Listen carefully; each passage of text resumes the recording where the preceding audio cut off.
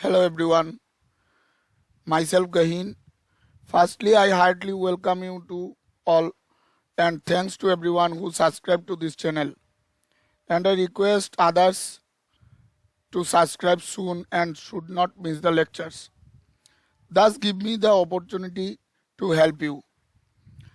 I will provide my best so you can present your best and keep a mark. I am hopeful to advance you a step towards your dreams. Probably all will get little bit idea regarding the contents, videos and the motto of my channel from the introductory video. If you have still not gone through that, please check it out from the description section. Now we are going to start our journey by keeping hands on and by taking all of your blessings, love and good wishes. Let us start for the very first day of our never-ending journey. Today, we will focus on the topic titled Microorganism and Activities, which is an important portion for the aspirants of Tripura TET exam from science background. As we all know, the exam will be organized by TRBT on 26 September 2021. Official notification regarding the date and time for the aforesaid exam is given in the description. Please check it out. I am quite sure that many of you have already read the entitled chapter from various sources. Don't worry, if you not, then I will discuss the chapter later. I think this is the high time for your preparation to master or analyze yourself by solving MCQs from this chapter based on NCERT or SCERT text. I will discuss all the questions in both English and Bengali for better understanding.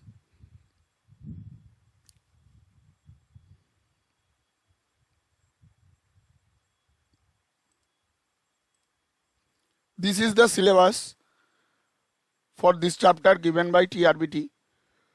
We have to learn about the definition, types of microorganism with examples, beneficial organisms and their role, diseases caused by different microorganisms, their mode of transmission, symptoms and preventive measures.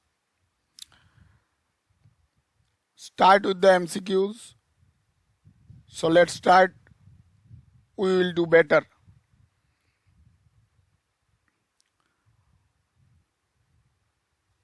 So now we are going to start solving MCQs from this chapter. Let's crack it. This is the first question.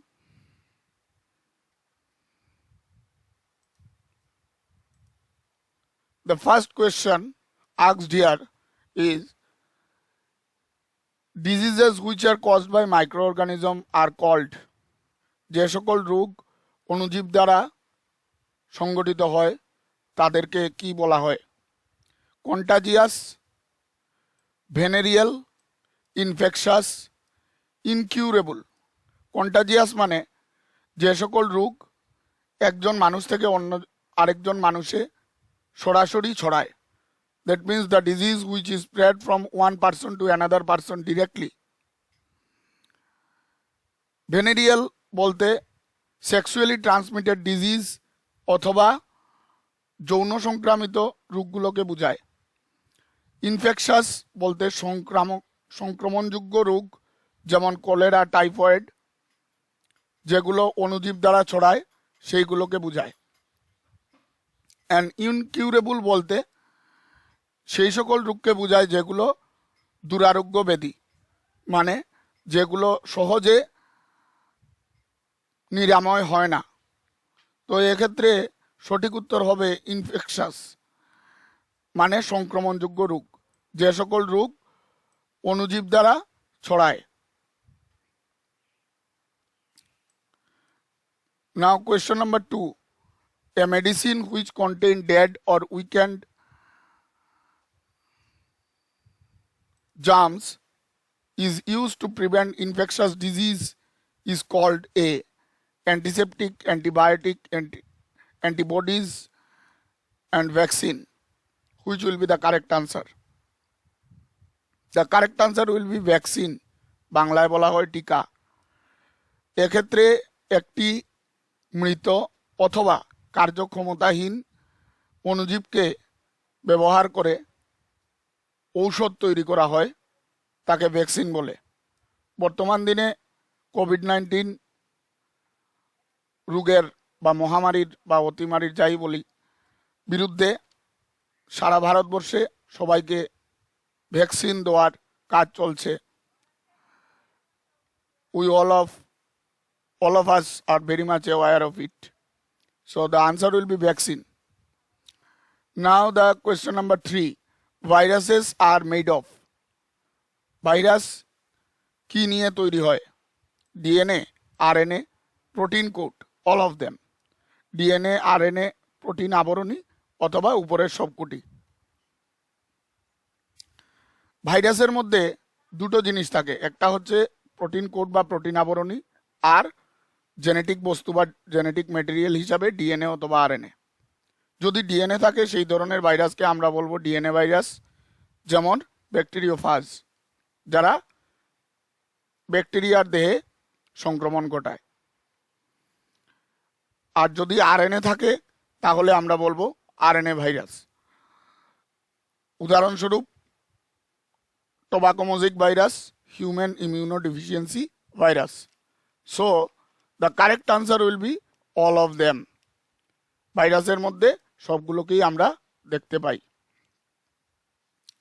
Now come to the next page. আশা করি আমি যেভাবে বলছি কারো কোনো বুঝতে অসুবিধা হচ্ছে না। Now the question number 4. Transfusion of infected blood is main reason for the spread of diseases like.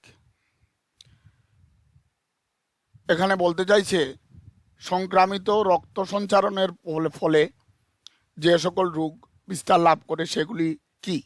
AIDS, hepatitis B নাকি পোলিও? না, এইডস এবং হেপাটাইটিস বি উভয়, both A and B। তো এখানে মনে রাখার বিষয় হচ্ছে এইডস এবং হেপাটাইটিস বি সংক্রামিত রক্ত সঞ্চারণের মাধ্যমে ছড়ায়, কিন্তু পোলিও সংক্রামিত খাদ্য, জল ইত্যাদির মাধ্যমে ছড়ায়, সেটি রক্তের মাধ্যমে ছড়ায় না। তাহলে সঠিক আনসার হবে both A and B, AIDS এবং হেপাটাইটিস বি। আচ্ছা, তোর সঙ্গে আরেকটা জিনিস বলে রাখি, এইডস রোগটি যে জৈব রাসায়নিক পরীক্ষার মাধ্যমে শনাক্ত করা হয় বা বায়োকেমিক্যাল টেস্টের মাধ্যমে আইডেন্টিফাই করা হয় এইডস রোগটি, সেই টেস্টটির নাম হচ্ছে এলাইজা, এনজাইম লিঙ্কড ইমিউনোসরভেন্ট এসএ। আর হেপাটাইটিস বি যে বায়োকেমিক্যাল টেস্ট বা জৈব রাসায়নিক পরীক্ষার মাধ্যমে শনাক্ত করা হয় সেই পরীক্ষাটি হচ্ছে অস্ট্রেলিয়ান অ্যান্টিজেন টেস্ট। মনে রাখতে হবে নামটা, অস্ট্রেলিয়ান অ্যান্টিজেন টেস্ট। এটির মাধ্যমে হেপাটাইটিস বি শনাক্ত করা সম্ভব। নাও the MCQ 5. The use of organism, especially microorganisms, in the manufacture or industrial process is called. মানে যে শিল্প পদ্ধতিতে বা যে শিল্প পদ্ধতিতে অর্গানিজম মানে অণুজীব বা জীবদের ব্যবহার করা হয়, স্পেশালি অণুজীবদের ব্যবহার করা হয় যে শিল্প পদ্ধতিতে অথবা উৎপাদন শিল্পে, সেই শিল্প পদ্ধতি বা উৎপাদন শিল্পের কি নাম? সেই শিল্প পদ্ধতি বা উৎপাদন শিল্পের নাম হচ্ছে বায়োটেকনোলজি বা জৈব প্রযুক্তিবিদ্যা। এক্ষেত্রে মাইক্রো অর্গানিজম রূপে বহুল ব্যবহৃত যে মাইক্রো অর্গানিজম বা অণুজীবটি রয়েছে সেটি হচ্ছে আমাদের ইকোলি, এস্কেরিচিয়া কোলি। আমরা সবাই জানি সেটি একটি ব্যাকটেরিয়া। এছাড়াও আরও অন্যান্য অণুজীবদের ব্যবহার করা হয়। সবচেয়ে বহুল ব্যবহৃত হচ্ছে ইকলি। আর অর্গানিজম মানে যদি একটু বড় প্রাণীর কথা বলি, যেমন গরু, ঘোড়া, সেগুলোকেও ব্যবহার করা যেতে পারে। যেমন আমাদের যে ডায়াবেটিস রোগীর ক্ষেত্রে ইনসুলিন, যে ইনসুলিনটা দেওয়া হয়, ডাক্তাররা প্রেসক্রাইব করেন, সেই ইনসুলিন হচ্ছে বভাইন সিরাম ইনসুলিন। সেই ইনসুলিনটা হচ্ছে বভাইন সিরাম ইনসুলিন। বভাইন মিন্স গৃহপালিত পশু বা গরু, এই ধরনের পশু থেকে সংগৃহীত, তাদের সিরামের মধ্যে তৈরি হয়। তো বেসিক্যালি ওই গরু বা ঘোড়া, ওদের ইনসুলিন তৈরি করার জন্য যে জিনটা রয়েছে, সেই জিনকে আইসোলেট করা হয়, পৃথকীকরণ করা হয়, তারপর ইকলি এর মধ্যে সেই জিনকে প্রবেশ করানো হয় with the help of recombinant DNA technology method, recombinant DNA technology পদ্ধতির মাধ্যমে, এবং সেইভাবে ইনসুলিন তৈরি করা হয়।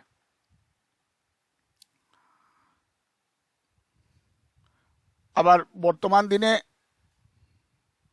এই পদ্ধতির বহুল ব্যবহার রয়েছে। তো এরকম অনেক সময় প্রশ্ন আসতে পারে যে ইনসুলিন তৈরি করার ক্ষেত্রে মানে কাদের ব্যবহার করা যেতে পারে, ব্যাকটেরিয়া, গরু, না শুধু ব্যাকটেরিয়া? তো উত্তর হবে ব্যাকটেরিয়া এবং গরু উভয়কেই ব্যবহার করা যেতে পারে। Now the next, polio can lead to. Polio রোগ হলে আমাদের কি কি লক্ষণ দেখা যায়, সিমটম, এখানে সিমটমের কথা জানতে চাইছে। মনে রাখতে হবে পোলিও একটি আরএনএ ভাইরাস, মানে তার জেনেটিক ম্যাটেরিয়াল হিসাবে আরএনএ থাকে। তো এক্ষেত্রে সিমটম বা লক্ষণের কথা যেগুলো বলেছে সেগুলো হচ্ছে প্যারালাইসিস বা পক্ষাঘাত, নার্ভাস সিস্টেম ডিস্ট্রাক্টেড, মানে স্নায়ুতন্ত্রের কার্যাবলীতে বিঘ্ন ঘটা, অথবা বলেছে বোথ এ এন্ড বি। আর হচ্ছে আই ডিজিজ, মানে চোখের রোগ। চোখের রোগ হবে না, এই অপশনটা হবে না পোলিওতে, এটা দেখা যায় না। পোলিওতে প্যারালাইসিস দেখা যায়, পক্ষাঘাত দেখা যায়, এবং স্নায়ুতন্ত্রের কার্যাবলীতে বিঘ্ন ঘটতেও দেখা যায়। তাহলে আনসার হবে, সঠিক আনসার হবে বোথ এ এন্ড বি। আশা করি বুঝাতে পারলাম।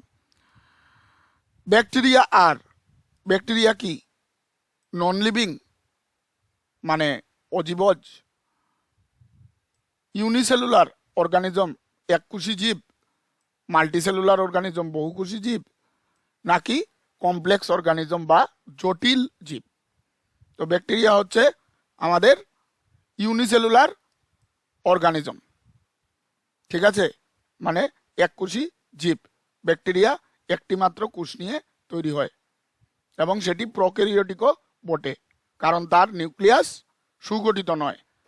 It has not definite nucleus and nuclear membrane also, মানে তার সুগঠিত নিউক্লিয়াস বা নিউক্লিয় আবরণী থাকে না, সেই জন্য তাকে প্রোক্যারিওটিক কোষ বলা হয়ে থাকে। Now come to the next page.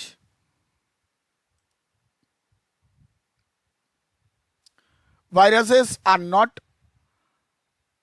regarded as living things because they cannot, ভাইরাসকে আমরা সজীব বস্তু বলতে পারবো না, কারণ they cannot intake food, reproduce, attack host cell, invade, মানে তারা খাদ্য গ্রহণ করতে পারে না, তারা জনন সম্পন্ন করতে পারে না, তারা পোষক কোষকে আক্রমণ করতে পারে না, তারা পোষক কোষের ভিতরে প্রবেশ করতে পারে না। কোনটা হবে জিজ্ঞেস করছে। এখানে উত্তরটা হবে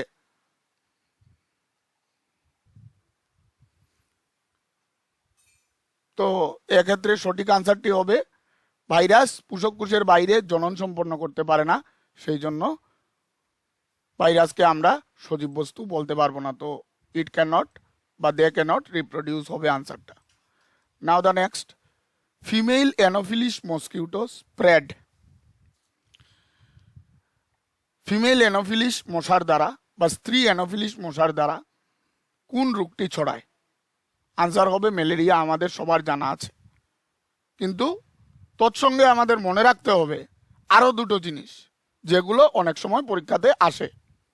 কারণ ম্যালেরিয়া সেটা খুবই সোজা এবং মোটামুটি সবাই এটা জানে, তো সাধারণত এত সোজা কোয়েশ্চন হয়তো বা নাও দিতে পারে, দিলে তো খুবই ভালো। তো আমাদের মনে রাখতে হবে এরকম আরো দুটো মশা রয়েছে, একটা হচ্ছে কিউলেক্স কিউলেক্স মশা আর আরেকটা হচ্ছে এডিস মশা। ঠিক আছে, তো কিউলেক্স মশা দুটো রোগ ছড়ায়, মনে রাখতে হবে। একটা হচ্ছে ফাইলেরিয়াসিস বা ফাইলেরিয়া অথবা এলিফেন্টিসিয়াসিস বা গোদ রোগ যাকে আমরা বলি। তো আমি নামটা লিখে দিচ্ছি, ফাইলেরিয়া বা এলিফেন্টিসিয়াসিস বা গোদ রোগ, যেটা পরজীবীর নাম হচ্ছে উচেরেরিয়া ব্যানক্রফটি। ওকে, এছাড়াও কিউলেক্স মশা আরেকটা রোগ ছড়ায়, যেটা হচ্ছে এনকেফেলাইটিস বা জাপানিজ এনকেফেলাইটিস। ওকে, জাপানিজ এনকেফেলাইটিস, ENCHE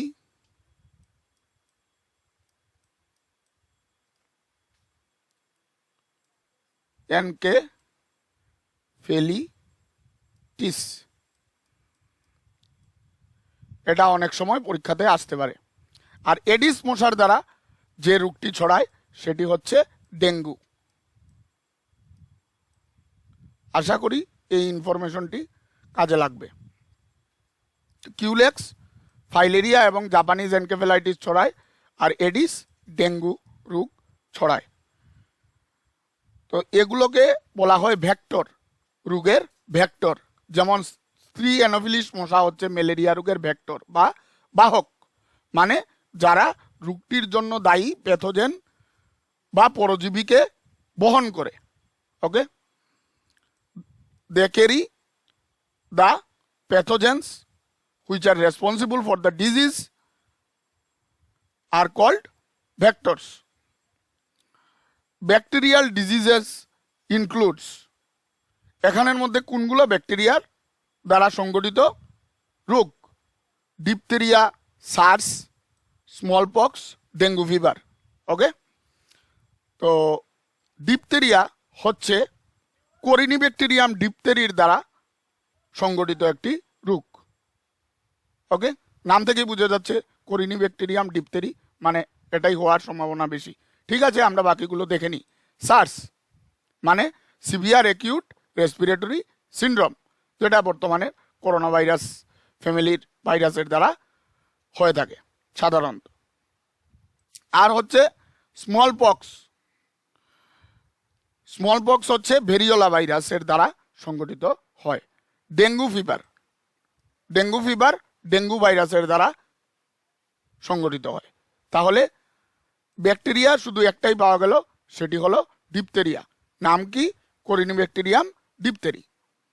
তাহলে diphtheria will be the correct answer. Now come to the next. Germs spread in the form of, germ কিভাবে ছড়ায়? ঠিক আছে, ক্লাস্টার রূপে, ড্রপলেট রূপে, গ্যাস রূপে, এয়ার রূপে। তো এখানে কারেক্ট আনসারটা আমি বলেই দিচ্ছি ডিরেক্টলি। কারেক্ট আনসারটা হবে ড্রপলেট। ড্রপলেট হলো কাশি বা হাঁচি দেওয়ার সময় আক্রান্ত রোগীর নাক বা মুখ থেকে বিন্দুবৎ তরলের মধ্য দিয়ে যখন রোগ সৃষ্টিকারী অণুজীব যেমন ব্যাকটেরিয়া, ভাইরাস এগুলো সুস্থ মানুষে ছড়িয়ে পড়ে, তখন তাকে ড্রপলেট বলে। ঠিক আছে, তো droplet will be the correct answer. যেমন ইনফ্লুয়েঞ্জা ভাইরাসের দ্বারা এফেক্টেড হলে বা সংক্রামিত হলে তার কাশি বা হাঁচির সাথে এইরকম ড্রপলেটের আকারে ইনফ্লুয়েঞ্জা ভাইরাস একজন অসুস্থ রোগী থেকে একজন সুস্থ মানুষের শরীরে ছড়িয়ে পড়তে পারে। ঠিক আছে, গ্যাসের মাধ্যমে সাধারণত জাম বা রোগ জীবাণু ছড়ায় না। তো droplet will be the correct answer. Now the question number 12. The vectors which conduct germs include, মানে যে যে নিচের কোন বাহক রোগ জীবাণুকে বহন করে। ঠিক আছে, নিচের কোন বাহক রোগ জীবাণুকে বহন করে? Fleas, tick, lice and all of them.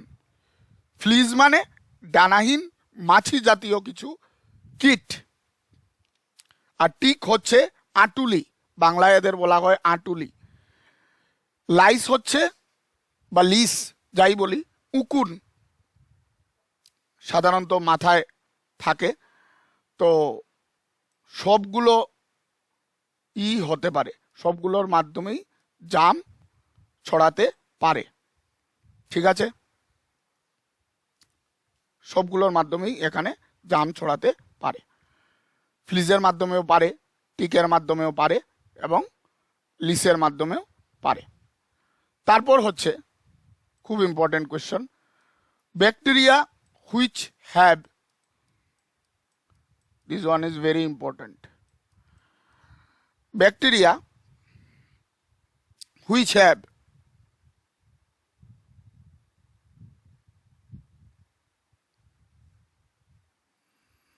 the ability to convert milk into lactic acid is called, মানে যে সকল ব্যাকটেরিয়া মিল্ক সুগার মানে ল্যাকটোজকে ল্যাকটিক অ্যাসিডে কনভার্ট বা পরিবর্তন করতে পারে বা রূপান্তর করতে পারে, তাদেরকে আমরা কি বলবো?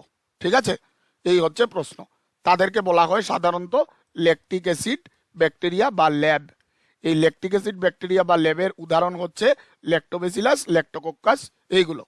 তো এখানে আমরা ডিরেক্টলি পেয়ে যাচ্ছি ল্যাক্টোবেসিলাস অপশনটা, তো সেটাই হবে কারেক্ট আনসার। ওকে, ল্যাক্টোবেসিলাস।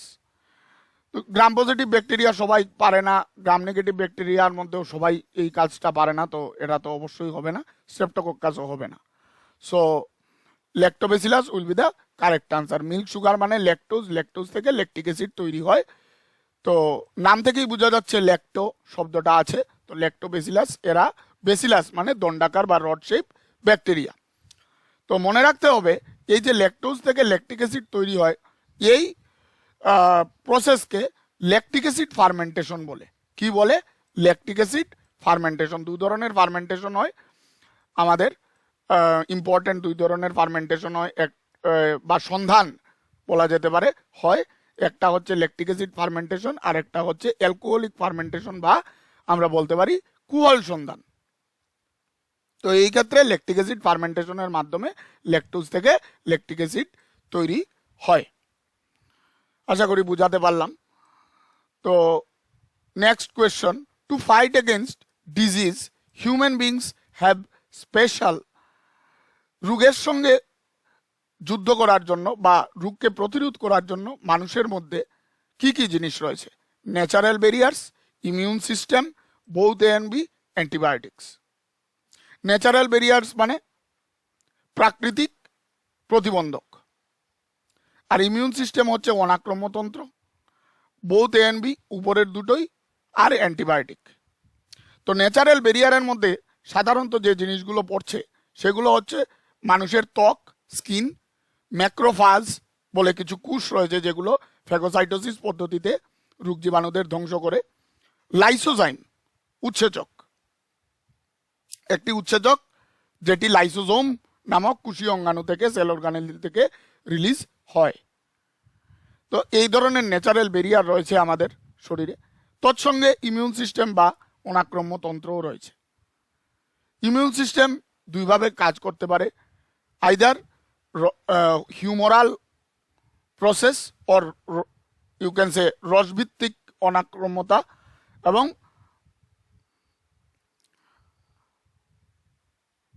সেল মেডিয়েটেড ইমিউনিটি বা কোষভিত্তিক অনাক্রম্যতা।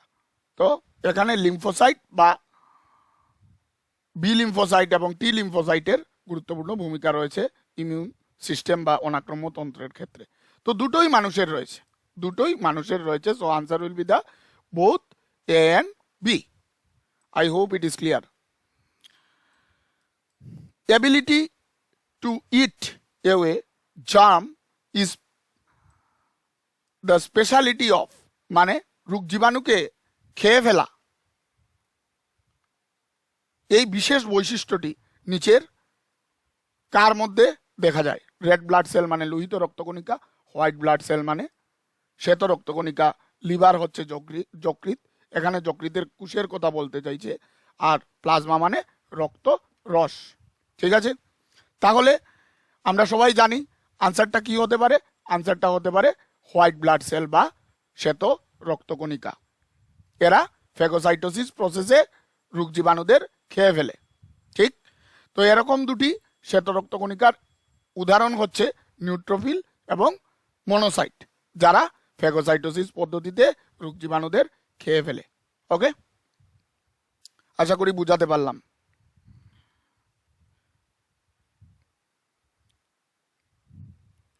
একটা কথা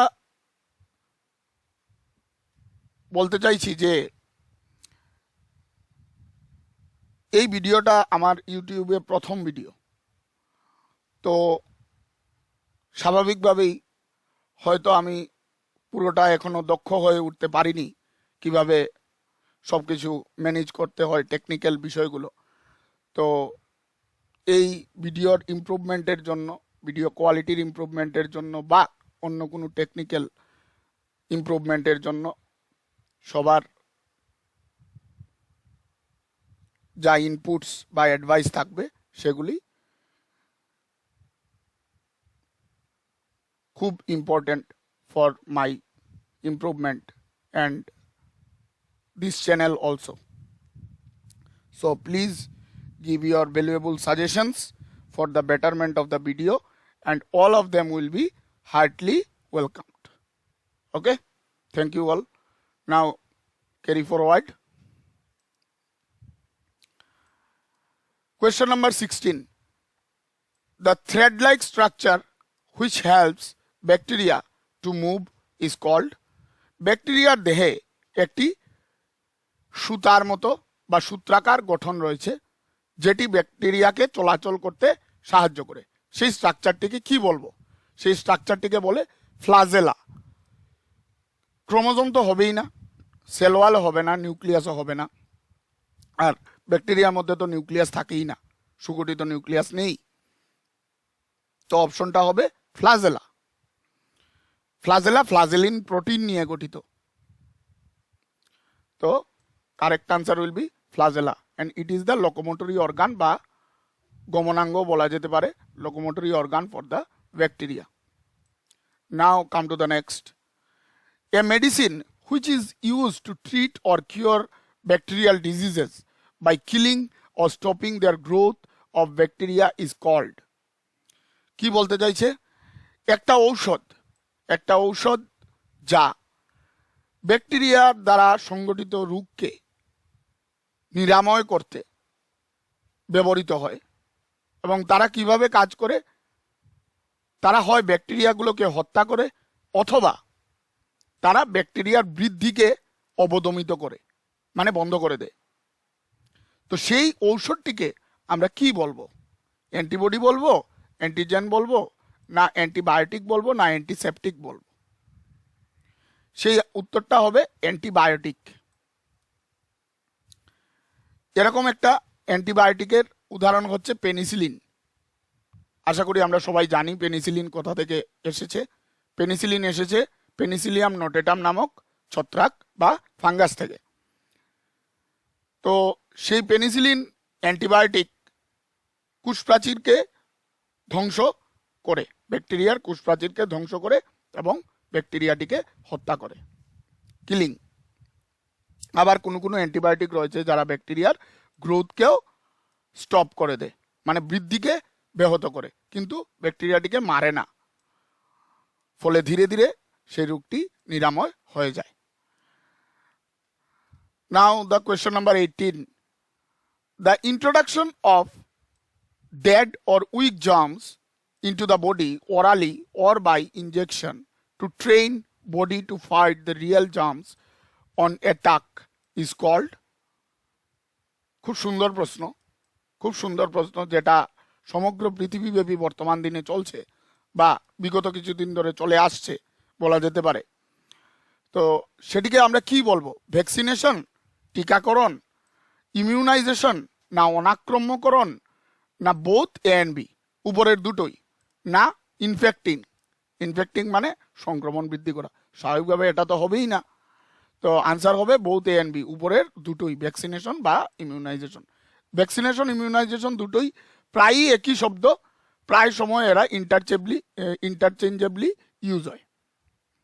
ইউজ হয়ে থাকে। তো এটি বিশেষত হচ্ছে, এটি একটি পদ্ধতি যে পদ্ধতিতে সুস্থ মানুষের শরীরে মৃত বা কার্যক্ষমতাহীন জীবাণুকে প্রবেশ করিয়ে সেই সুস্থ ব্যক্তির শরীরে সেই জীবাণুর বিরুদ্ধে অ্যান্টিবডি তৈরি করা হয়, যাতে যদি দুর্ভাগ্যবশত কোনোদিন জীবিত জীবাণু, ওই যে মৃত জীবাণুটা প্রবেশ করানো হয়েছিল সেই মৃত জীবাণু যদি জীবিত জীবাণু প্রবেশ করে ওই সুস্থ ব্যক্তির শরীরে, তাহলে তার বিরুদ্ধে যাতে ওই সুস্থ ব্যক্তির শরীর সহজেই সাড়া দিতে পারে এবং সেই জীবিত জীবাণুর বিরুদ্ধে প্রতিরোধ ব্যবস্থা গড়ে তুলতে পারে।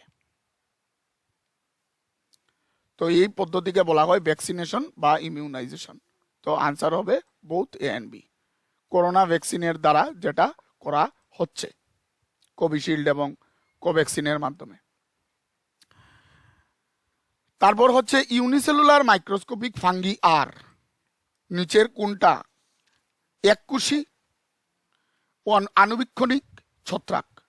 তো আমাদের জানা মতো বহুল প্রচলিত এবং এককোষী আণুবীক্ষণিক ছত্রাক হচ্ছে ইস্ট, যার বৈজ্ঞানিক নাম বা সায়েন্টিফিক নেম স্যাকারোমাইসিস সেরিবিসি। ঠিক আছে, এটা খুবই ইজি ছিল। Now the next, the deadly disease which is caused by a parasitic microorganism called plasmodium। হ্যাঁ, প্লাজমোডিয়াম নামক অণুজীব দ্বারা সংগঠিত একটি মারক রোগের নাম হচ্ছে ম্যালেরিয়া, ডেঙ্গু, পোলিও, রুবেলা। কোনটা হবে? আমরা সবাই জানি ম্যালেরিয়াই হবে। প্লাজমোডিয়াম ভাইভ্যাক্স বা প্লাজমোডিয়াম ফেলসিপেরাম দ্বারা সংগঠিত হয়। এরা কি ধরনের পরজীবী বা কি ধরনের প্যারাসাইট? এরা হচ্ছে প্রোটোজোয়ান্স। ওকে, এরা হচ্ছে প্রোটোজোয়ান্স। ডেঙ্গু ফিভার এটা ডেঙ্গু ভাইরাসের দ্বারা হয়ে থাকে, তো স্বাভাবিকভাবে এটা আসছে না, প্লাজমোডিয়াম সেটা করছে না। পোলিও ভাইরাসের বা পোলিওমাইলিটিস ভাইরাসের দ্বারা হয়ে থাকে, তো সেটাও প্লাজমোডিয়াম নয়। রুবেলা ভাইরাসের দ্বারা হয়ে থাকে, তো সেটাও হবে না। তাহলে আনসার হবে ম্যালেরিয়া। আর বলে এসেছিলাম ম্যালেরিয়া রোগটি কার দ্বারা ছড়ায়? বাহক হচ্ছে স্ত্রী অ্যানোফিলিস মশা বা female anopheles mosquito. The enzymes which digest the outer layer of bacteria are called, যে উৎসেচক ব্যাকটেরিয়ার আউটার লেয়ার বা আমরা বলতে পারি কোষপ্রাচীরকে ডাইজেস্ট করে, মানে পাচিত করে বা ধ্বংস করে, যাই বলি, সেই উৎসেচকটির নাম কি? ক্রোমোজোম তো এনজাইম নয় নিশ্চয়ই, রাইবোজোমও এনজাইম নয়, গোলগি বডিও এনজাইম নয়। তাহলে এনজাইম কে হতে পারে? লাইসোজাইম হলো একটা উৎসেচক, যেটা লাইসোজোম নামক কোষীয় অঙ্গাণু থেকে নির্গত হয় বা তৈরি হয় বলতে পারি আমরা। এটি একটি আর্দ্র বিশ্লেষণকারী উৎসেচক বা হাইড্রোলাইটিক এনজাইম, যারা ব্যাকটেরিয়ার কোষপ্রাচীরের পেপটাইডোগ্লাইকেন স্তরকে নষ্ট করে দেয় বা পাচিত করে দেয়, ফলে তাদের কোষপ্রাচীর ধ্বংস হয়। তৎসঙ্গে তারা ব্যাকটেরিয়ার কোষপর্দা বা সেল মেমব্রেনকেও ধ্বংস করে। Now the question number 22, proteins which defend body are called. যে সকল প্রোটিন আমাদের দেহকে রোগ জীবাণুর বিরুদ্ধে প্রতিরোধ ব্যবস্থা গড়ে তুলতে সাহায্য করে, সেই সকল প্রোটিনকে আমরা কি বলবো? Antigen, antibody, disinfectant, antiseptic. সেই সকল প্রোটিনকে আমরা বলি অ্যান্টিবডি। কারণ অ্যান্টিবডি হচ্ছে এক ধরনের প্রোটিন। সেই প্রোটিনটার নাম কি? সেই প্রোটিনটার নাম হচ্ছে গামা গ্লোবিউলিন। প্রোটিন। যেহেতু এই প্রোটিন মানুষের অনাক্রম্যতা বা ইমিউনিটির সাথে সম্পর্কিত, সেই জন্য সেই প্রোটিনকে বলা হয় ইমিউনোগ্লোবিউলিন প্রোটিন। তো আমাদের শরীরে 5 রকমের ইমিউনোগ্লোবিউলিন বা অ্যান্টিবডি রয়েছে, আমরা সবাই জানি। সেগুলো হচ্ছে আইজি এ, আইজি ডি, আইজি ই, তারপর হচ্ছে আইজি জি, তারপর হচ্ছে আইজি এম। দিস মাচ, এই 5 ধরনের অ্যান্টিবডি আমাদের শরীরে রয়েছে। তো আনসারটা হবে অ্যান্টিবডি। তারপর দ্য ইম্পর্ট্যান্ট ডিকম্পোজার্স ইনক্লুড, ডিকম্পোজার মানে বাংলায় বিয়োজক, যারা কি করে মৃত পচাগলা জৈব বস্তুকে, জটিল জৈব বস্তুকে ভেঙে বা পাচিত করে সরল জৈব বস্তুতে বা সরল পদার্থে পরিণত করে, ফলে প্রকৃতিতে জৈব পদার্থের চক্রাকার আবর্তন সংগঠিত হয়। ঠিক, তো এটা হচ্ছে ব্যাকটেরিয়া, ফাঙ্গি মানে ব্যাকটেরিয়া, ছত্রাক উভয়ই এই কাজটা করে থাকে। ঠিক আছে, তাহলে আনসার হবে both A and B. Bacteria এবং ছত্রাক উভয়ে মিলে এই কাজটা করে, মানে ব্যাকটেরিয়া ফাঙ্গি উভয়ই হবে, ভাইরাস তো হবেই না। ঠিক আছে,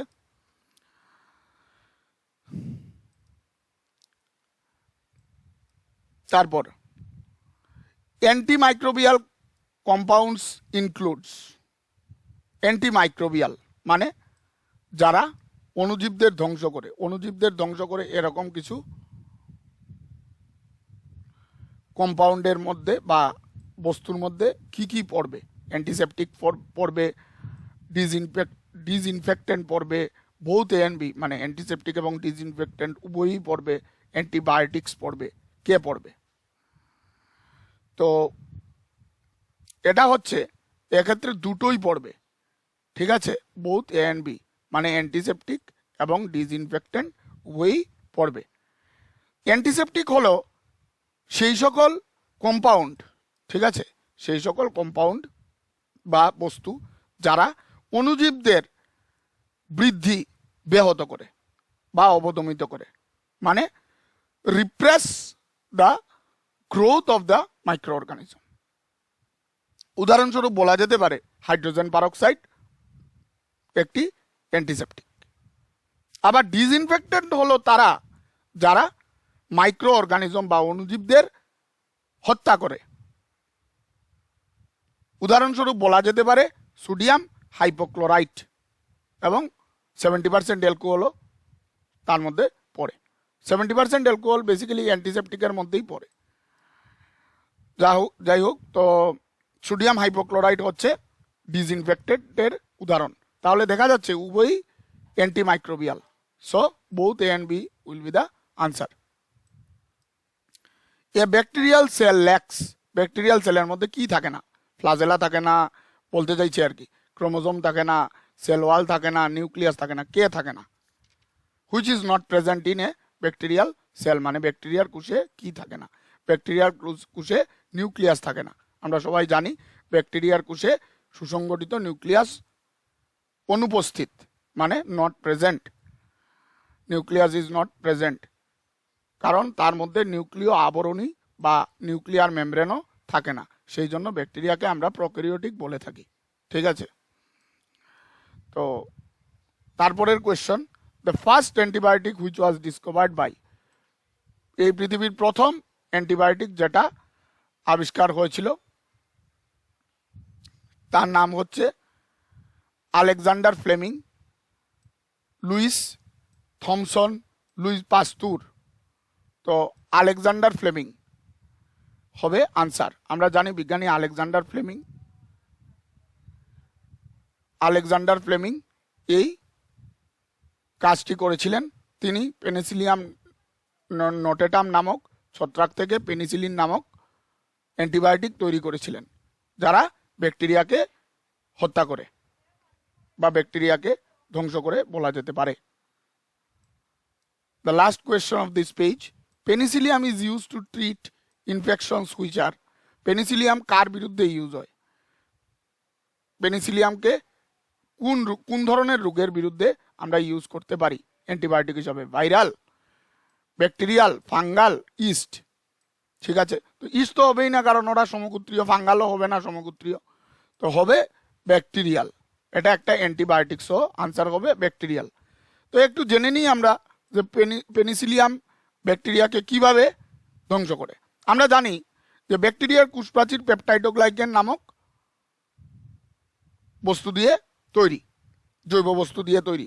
সেই পেপটাইডোগ্লাইকেন অণুগুলি পরস্পরের মধ্যে ক্রস লিঙ্কিং করে থাকে, করে একটি নেটওয়ার্কের মতো জাল তৈরি করে তার কোষপ্রাচীরের গঠনে। তো বেসিক্যালি ওই পেনিসিলিয়াম অণুগুলা বা পেনিসিলিয়াম যে কম্পাউন্ডটা রয়েছে অ্যান্টিবায়োটিক, সেগুলো ওই পেপটাইডোগ্লাইকেন অণুগুলির মধ্যে ক্রস লিঙ্কিং যেটা হয় সেটাতে বাধা দেয়, prevents the cross linking of peptidoglycan molecules in the cell wall of bacteria. That's why the cell wall get destroyed, মানে সেল ওয়াল ধ্বংস হয়ে যায় এবং ব্যাকটেরিয়াটা তৎসঙ্গে ধ্বংস হয়। Now the next page. Permanent damage to skin, nerve, limbs, eyes if they are left untreated occurs in, মানে বলতে চাইছে কোন রোগের, নিচের কোন রোগে ত্বক, স্নায়ু, অঙ্গ প্রত্যঙ্গ, চোখ এদের পার্মানেন্ট স্থায়ী ক্ষতি হবে যদি আমরা ঠিক মতো এবং ঠিক সময়ে চিকিৎসা না করাই। ঠিক আছে, তাহলে সেটার আনসার হবে টাইফয়েড হবে না, কলেরাও হবে না, রুবেলাও হবে না, আনসার হবে লেপ্রোসি, বাংলায় হচ্ছে কুষ্ঠরোগ, যেটা একটা ব্যাকটেরিয়ার দ্বারা সংগঠিত হয়। ব্যাকটেরিয়াটির নাম হচ্ছে মাইকোব্যাকটেরিয়াম লেপ্রি। ব্যাকটেরিয়াটির নাম হচ্ছে মাইকোব্যাকটেরিয়াম লেপ্রি। ঠিক আছে, তারপর an infection which is characterized by ring shaped itchy and scaly patches on skin is called, মানে এক ধরনের ইনফেকশনের কথা জানতে চাইছে, নিচের কোন ইনফেকশনের ক্ষেত্রে, কোন ধরনের সংক্রমণ বা রোগের ক্ষেত্রে স্কিনের মধ্যে, ত্বকের মধ্যে, মানুষের ত্বকের মধ্যে এইরকম রিং শেপড একটা ইচি প্যাচ বা ইচি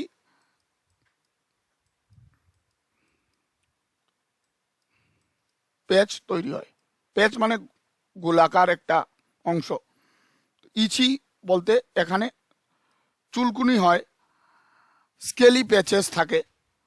তো এটা কার ক্ষেত্রে? লেপ্রোসির ক্ষেত্রে, মিলডিউর ক্ষেত্রে, রাস্ট। তো রাস্ট তো হবে না, মিলডিউ হবে না, লেপ্রোসিও হবে না, এটা হবে রিংওয়ার্ম। এটা হবে রিংওয়ার্ম বা বাংলায় যাকে বলে দাঁত রোগ।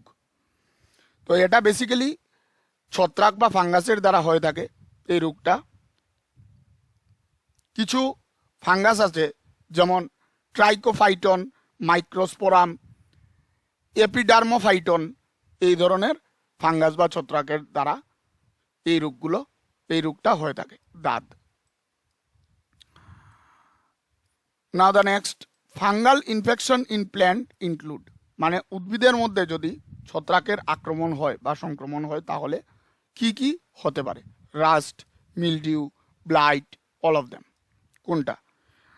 রাস্ট মানে মরিচা পড়া রোগ, মিলডিউ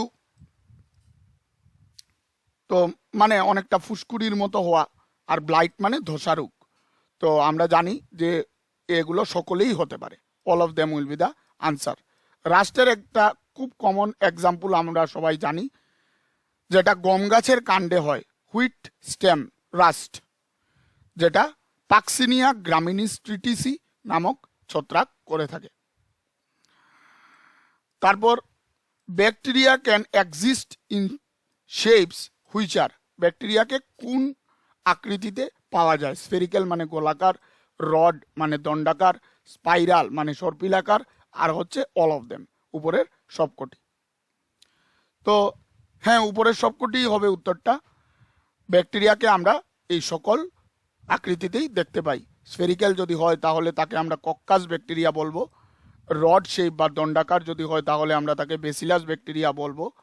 স্পাইরাল বা সর্পিলাকার যদি হয় তাহলে আমরা তাকে স্পাইরিলিয়াম ব্যাকটেরিয়া বলবো। তাহলে আনসার হবে all of them.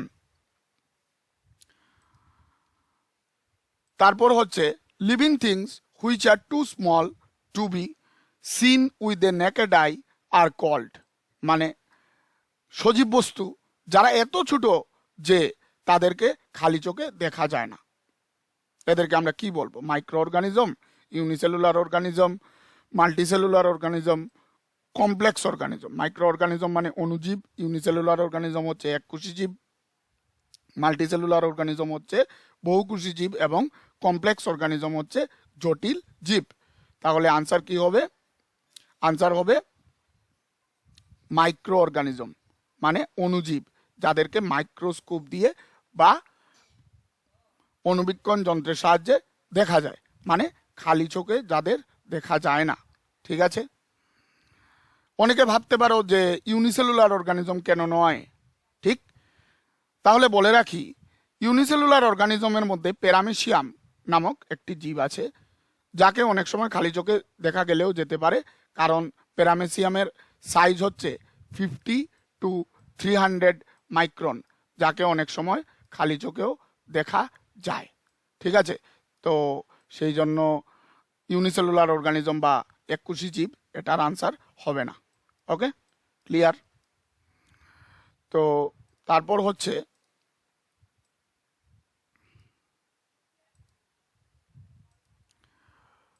Mushroom, east, মোল্ডস and toadstool এরা সকলে কার উদাহরণ জিজ্ঞেস করছে? Bacteria, virus, fungi, algae. Bacteria, virus, ছত্রাক না শৈবাল, কার উদাহরণ? আমরা সবাই জানি, এখানে বলার কিছু নেই, এগুলো সবাই ছত্রাকের উদাহরণ। মাশরুম, মাশরুমের বৈজ্ঞানিক নাম হচ্ছে এগারিকাস। ইস্টের বৈজ্ঞানিক নাম হচ্ছে সেকারোমাইসিস সেরিভিসি। মোল্ড, মোল্ডের মধ্যে অনেকগুলোই পড়ে, এসপারজিলাস, রাইজোপাস অনেকগুলোই পড়ে। আর টোডস্টুল এটা হচ্ছে এমানিটা নামক ছত্রাক। ঠিক আছে? তারপর contaminated water may lead to, সংক্রামিত জল কোন রোগের কারণ? Dysentery, food poisoning, flu, common cold. Dysentery মানে আমাশয়, ফুড পয়জনিং মানে খাদ্যের মধ্যে কোনো ভেজাল হওয়া, ফ্লু জ্বর সর্দি, ফ্লু মানে জ্বর, কমন কোল্ড সর্দি কাশি। তো এটার উত্তর হবে ডিসেন্ট্রি, যেটা জলবাহিত রোগ। ঠিক আছে? তো সংক্রামিত জলের মাধ্যমে এটি ছড়ায়। সাধারণত ডিসেন্ট্রি একটা ব্যাকটেরিয়ার মাধ্যমে ছড়ায়, যেটা সংক্রামিত জলে পাওয়া যায়। যে ব্যাকটেরিয়াকে, তার উদাহরণ হচ্ছে সিগেলা, যার উদাহরণ হচ্ছে সিগেলা। ওকে, সিগেলা ব্যাকটেরিয়ার দ্বারা সরি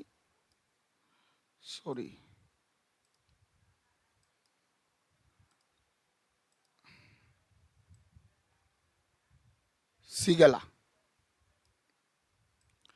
এটা হচ্ছে একটা ব্যাকটেরিয়া যার দ্বারা ডিসেন্ট্রি হয়ে থাকে। এছাড়াও আরেক ধরনের ডিসেন্ট্রি আছে যেটাকে আমরা এমিবোইক ডিসেন্ট্রি বা এমিবায়োসিস বলে থাকি, যেটা এন্টামিবা হিস্টোলাইটিকার দ্বারা ছড়ায়, সেটা একটা প্রোটোজোয়া। যাই হোক, তারপর হচ্ছে বেকারস ইস্ট মানে বেকারির yeast produce gas which helps in the rising of dough. It is মানে বলতে চাইছে বেকারিতে যে ইস্ট ব্যবহার করা হয় তারা এক ধরনের গ্যাস তৈরি করে, যার কারণে ময়দার তাল মানে ডো ফুলে ওঠে। ঠিক আছে? তো সেই গ্যাসটা হচ্ছে কার্বন ডাইঅক্সাইড। সেই গ্যাসটা কি? Carbon dioxide. ঠিক আছে? বেসিক্যালি ইস্ট আমরা শুরুতে বলেছিলাম দুই ধরনের ফার্মেন্টেশন বা সন্ধানের কথা ল্যাক্টোবেসিলাসের ওখানে, আশা করি মনে আছে সবার। তো ইস্টের ক্ষেত্রে আমরা যে ফার্মেন্টেশনটা দেখি সেটি হচ্ছে অ্যালকোহলিক ফার্মেন্টেশন। ঠিক আছে?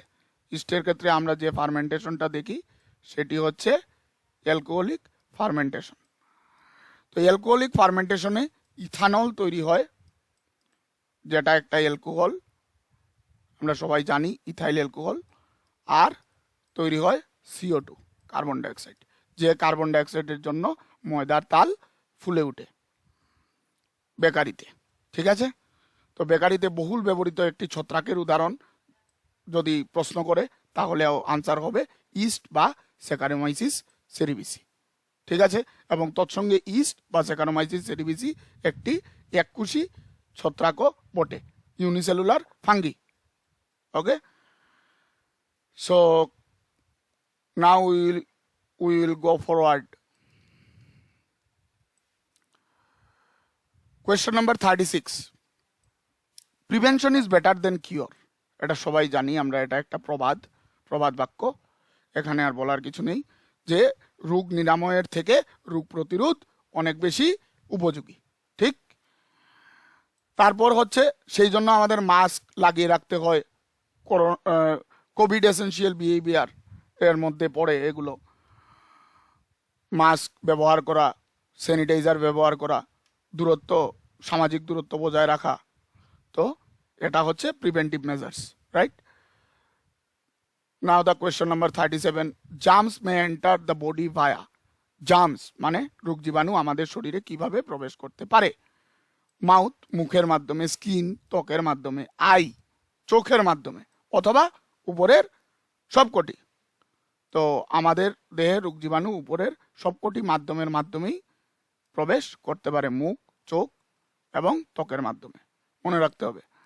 তারপর হচ্ছে systems which open to external environment are protected from bacteria by the presence of, মানে আমাদের শরীরের যে অংশগুলো বহির পরিবেশে মুক্ত অবস্থায় থাকে, মানে কোনো ধরনের কাভারিং নেই, সেই সকল অংশগুলো কিভাবে ব্যাকটেরিয়া থেকে রক্ষা পায় সেটা প্রশ্ন করছে।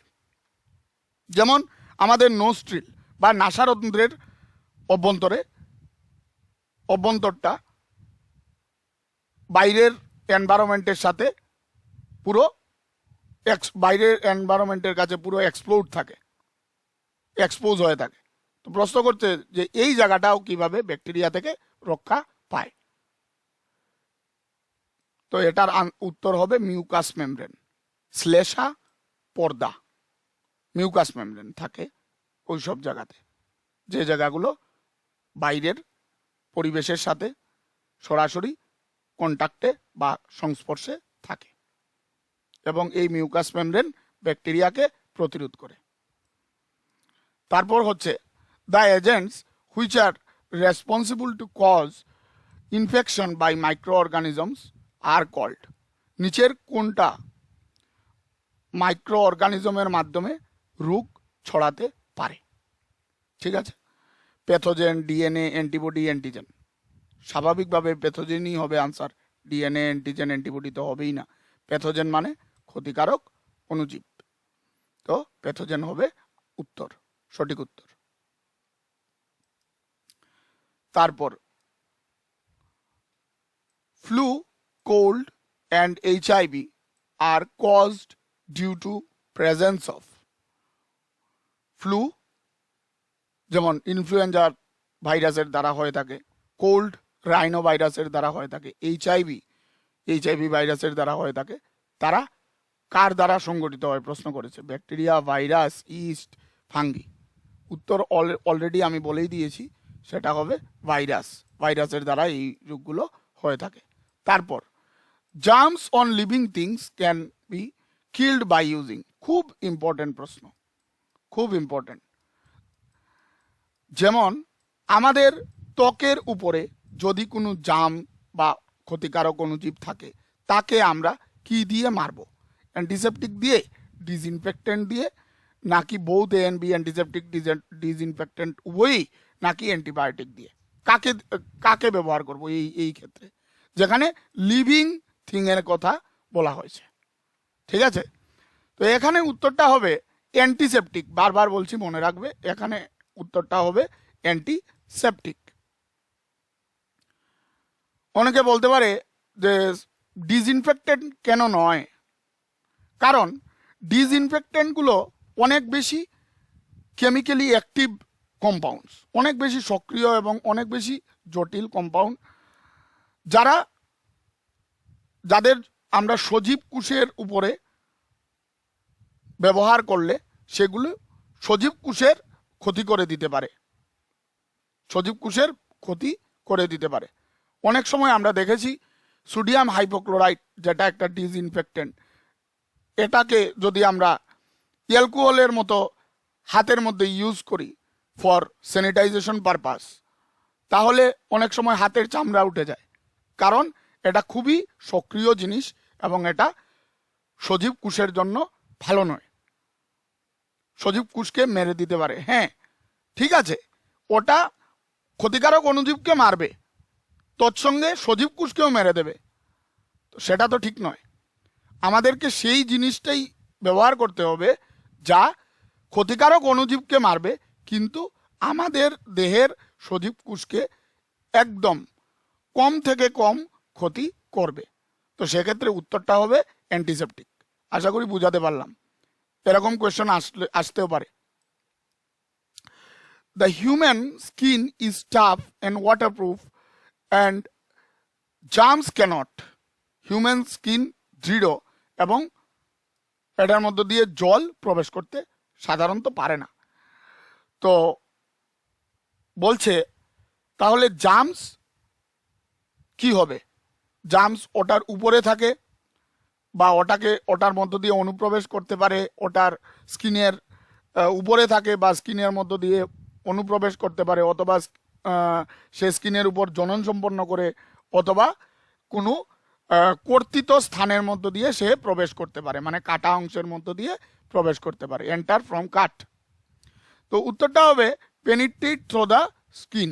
জার্ম চর্ম বা স্কিনের মধ্য দিয়ে অনুপ্রবেশ করতে পারে, মনে রাখতে হবে।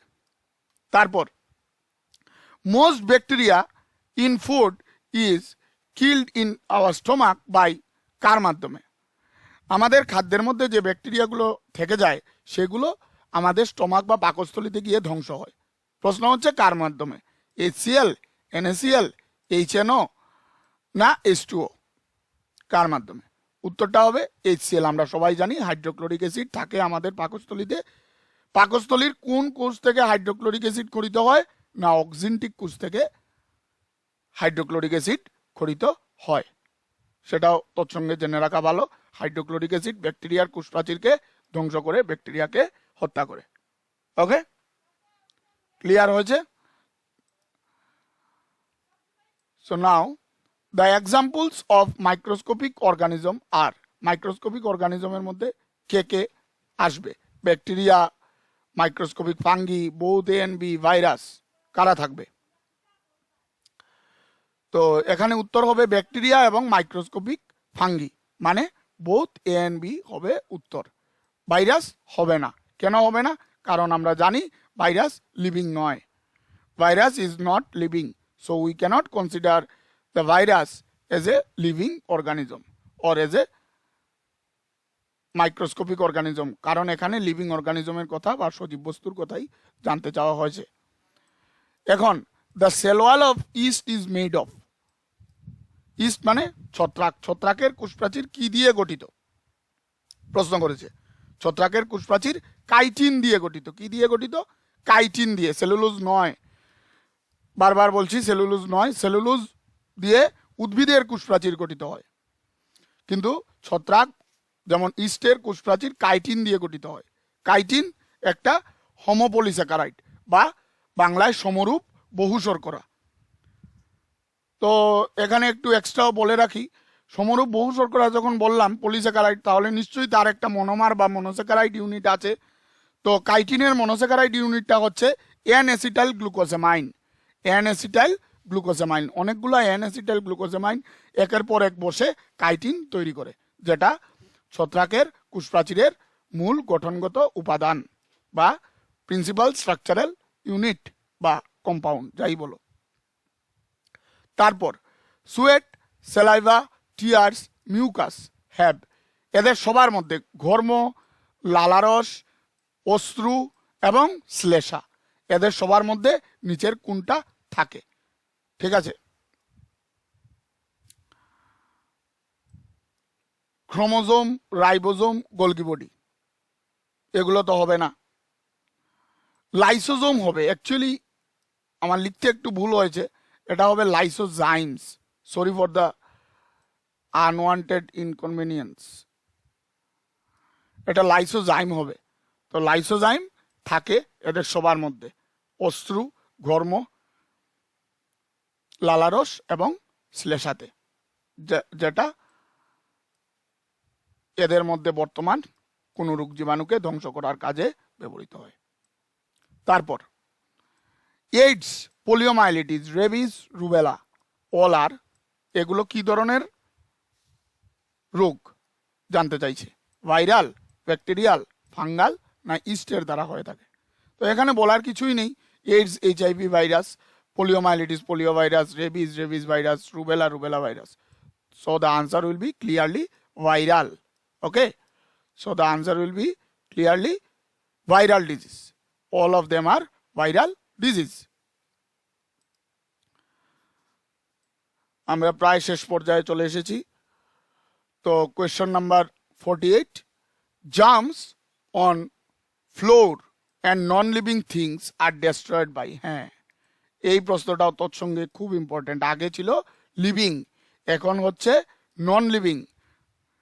যেমন মেঝের উপরে অথবা কোনো নন লিভিং থিং যেমন টেবিল, চেয়ার, এগুলোর উপরে যদি রোগ জীবাণু বা অণুজীব থেকে থাকে সেগুলোকে আমরা কি দিয়ে হত্যা করব বা ধ্বংস করব? Antiseptic, disinfectant, both A and B, antibiotics. তো আনসার হবে ডিসইনফেক্টেন্ট। এক্ষেত্রে যেটা প্রধানত ব্যবহারযোগ্য সেটা হলো ডিসইনফেক্টেন্ট, কারণ এগুলো তো নন লিভিং। তো ডিসইনফেক্টেন্ট ব্যবহার করলেও সেখানে সজীব কোনো কোষের ক্ষতি হওয়ার প্রশ্ন নেই, সেই জন্য আমরা এক্ষেত্রে ডিসইনফেক্টেন্টকে ব্যবহার করব। ঠিক আছে। তারপর a fungus which is use to make antibiotic is called, নিচের কোন ছত্রাক থেকে অ্যান্টিবায়োটিক তৈরি হয়েছে বা তৈরি করতে ব্যবহার হয়, নিচের কোন ছত্রাক? Mould, east, Penicillium, hyphae. সবার জানা আছে, আনসার হবে পেনিসিলিয়াম। আনসার হবে পেনিসিলিয়াম। পেনিসিলিয়াম নোটেটাম থেকে পেনিসিলিন নামক অ্যান্টিবায়োটিক তৈরি হয়েছিল। বিজ্ঞানী আলেকজান্ডার ফ্লেমিং সেই মহান কাজটি করেছিলেন। তারপর the outer layer of human skin is composed of, outer layer মানে এপিডার্মিসের কথা বলছে। Mucus, collenchymas cell, dead cell, transporting cell. Answer হবে ডেড সেল, মৃত কোষ। এদেরকে মৃত বলার কারণ because they do not receive any blood circulation. Epidermis লেয়ারে সাধারণত কোনো রক্তবাহ থাকে না, তো সেই জন্য তাদের ডেড সেল বলা হয়ে থাকে। তো আমরা যে সিলেবাস টিআরবিটি দিয়েছে সেই সিলেবাস অনুযায়ী বেস্ট 50 কোয়েশ্চেন্স সলভ করলাম। আগামী দিনে এই চ্যাপ্টারের উপর আরও এইরকমভাবে কোয়েশ্চেন্স আমরা সলভ করব।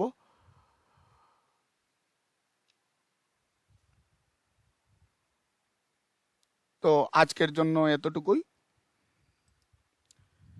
Thank you for watching. Hopefully this video helps you in this exam. Along with this, I like to mention that as this is my first video in YouTube, any suggestion for the betterment of the video will heartily welcomed. If this video helps you a little bit, then please like, share and subscribe. Please press the bell icon to get updated regarding the upcoming videos of my channel. We will meet on the next video. By this time, stay safe, happy and healthy. Goodbye everyone. Thank you again.